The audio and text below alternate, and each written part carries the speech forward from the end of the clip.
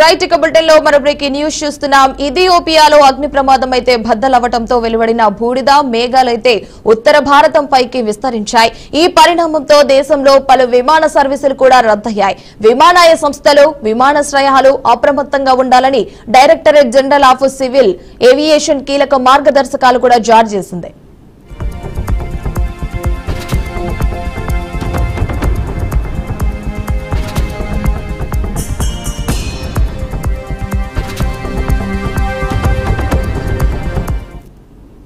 ఇథియోపియాలోని హోలీ గుబ్బి అయితే అగ్ని పర్వతం అయితే దాదాపుగా 12,000 ఏళ్ల తర్వాత ఆదివారం అయితే బద్దలైంది.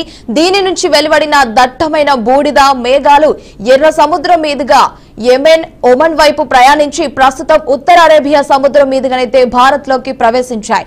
ఈ బూడిద మేఘాలు దిల్లీ, హర్యానా, ఉత్తరప్రదేశ్ లోని కొన్ని ప్రాంతాలపై కేంద్రీకృతమై ఉన్నాయి. అయితే ఈ మేఘాలు కూడా వాతావరణంలో చాలా ఎత్తులో ఉండటంతో ఢిల్లీ గాలి నాణ్యతపై అయితే ప్రభావం చూసే అవకాశాలు కూడా తక్కువగా ఉన్నాయని అయితే నిపుణులు అంచనా వేస్తున్నారు.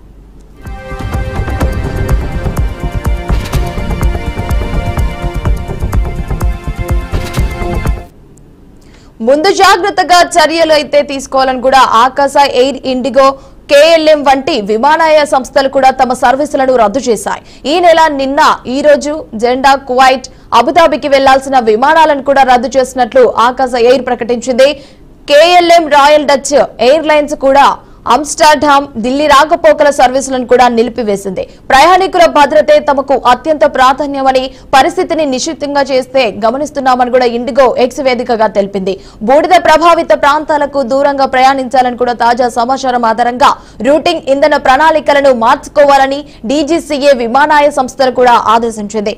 బూడిద మేఘాల కారణంగా ఇంజిన్ పనితీరులో తేడాలు, క్యాబిన్ లో పొగ లేదా వాసన వంటి గమనిస్తే తక్షణమే రిపోర్ట్ చేయాలని కూడా సూచించింది. విమానాయాలపై కూడా బూడిద ప్రభావం పడితే రన్వేలు, టాక్సీవేలను కూడా వెంటనే తనిఖీలు చేయాలని కూడా ఎయిర్పోర్టు ఆపరేటర్లకు కూడా సూచించింది.